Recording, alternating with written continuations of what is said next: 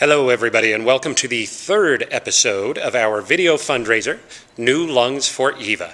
People go to fundraisers all the time to support all sorts of causes. We're bringing our virtual fundraiser to you, and our cause is that we are helping our friend Eyva gather the resources she needs to get a lung transplant. We have a different act in each one of our episodes, and in today's episode we have South African Storyteller, Erik who will be bringing you a piece from his show, The Witch. In the deep, dark pools, where the river changes course, lived the water people. The water people lived below the surface of the water and made sure that none of the people living on the land ever saw them. The only way that one of the water people could go and live above the water was if one of the land people declared his or her love to one of the water people. One day, a child fell into the river, would have drowned, except one of the water women took her as her own. She called her Ubushle, which means beautiful one. Ubushle grew up to become a beautiful young woman, and one day Ubushle was swimming just below the surface of the water. She looked up, and on the riverbank, she saw a young man, the most beautiful young man she had ever seen. The young man was called Amandla.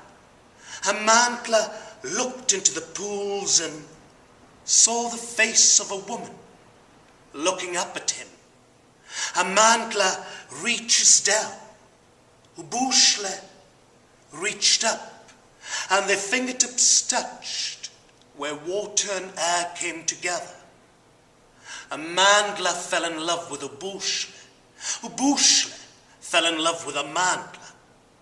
They met like that every day, fingertips touching where water and air came together. But 6 of the strongest watermen were scared that Ubushle would go and live above the water. So one day they waited for Amandla and dragged him into the deep, dark pools where they cut out his tongue. They tossed him out on the riverbank. Amandla crawled back to his people. Ubushle waited that whole day for Amandla, and the next, and the next. When Amandla finally came down to the river, he looked into the pool, he reached for Ubushle. Ubushle reached up. Their fingertips touched where water and air came together. Amandla looked in Ubushle's face and said,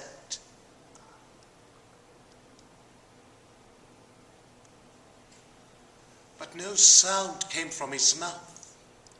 They met like that every day, lips touching where water and air came together, and every day Amandla would declare his love to Ubushle. A declaration of love Ubushle could never hear. The years went by, and Amandla became an old man. And one day, he did not come down to the water. Ubushle waited that whole day, and the next. And to this day, if you look into the deep, dark pools where the river changes course, you'll see the face of a woman looking up at you, waiting to hear the words, I love you.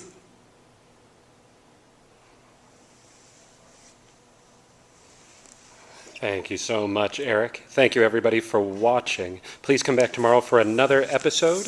And if you would like to see why we are doing this, please go to www.newlungsforeyva.com to learn more about Eyva, her situation, and how you can help. We'll see you soon.